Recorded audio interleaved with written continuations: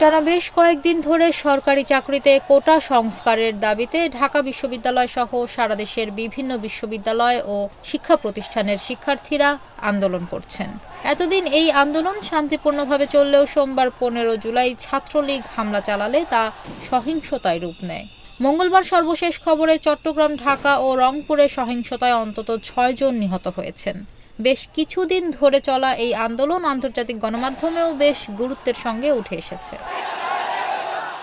বার্তা সংস্থা AFP, Reuters, AP, Al Jazeera, BBC সহ বিভিন্ন আন্তর্জাতিক সংবাদ মাধ্যম এ ঘটনা গুরুত্বের সঙ্গে প্রতিবেদন প্রকাশ করেছে। সরকারি চাকরিতে কোটার প্রতিবাদে আহত অন্তত 100 বাংলাদেশি শিক্ষার্থী শিরোনামে সংবাদ প্রকাশ করেছে আল জাজিরা। কাতার ভিত্তিক সংবাদ মাধ্যমটির খবরে বলা হয়েছে, বাংলাদেশের ক্ষমতাসীন দল আওয়ামী লীগপন্থী ও সরকারি চাকরিতে কোটা বিরোধী বিক্ষোভকারীদের মধ্যে সহিংস সংঘর্ষে অন্তত 100 জন আহত হয়েছে। মার্কিন সংবাদ সংস্থা অ্যাসোসিয়েটেড প্রেস এপিতে প্রকাশিত সংবাদে বলা হয়, জাহাঙ্গীরনগর বিশ্ববিদ্যালয়ে সরকার দলীয় ছাত্র সংগঠন ও আন্দোলনরত শিক্ষার্থীদের মধ্যে রাতভর সংঘর্ষ হয়। এতে পুলিশ টিয়ার গ্যাস নিক্ষেপ ও আন্দোলনকারীদের লাঠিপেটা করে। বাংলাদেশ সরকার কেন শিক্ষার্থীদের আন্দোলন থামাতে পারছে না শিরোনামে সংবাদ প্রকাশ করেছে দ্য ডিপ্লোম্যাট।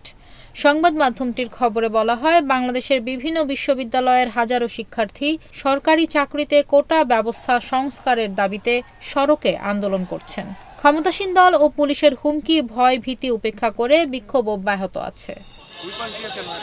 ব্রিটিশ বার্তা সংস্থা রয়টার্সের খবরে বলা হয়েছে, সরকারি চাকরিতে কোটা পদ্ধতির অবসানের দাবিতে আন্দোলনকারী ও ক্ষমতাসীন দলের অনুগতদের মধ্যে সংঘর্ষে সোমবার সারা বাংলাদেশে 100 জনের বেশি শিক্ষার্থী আহত হয়েছে।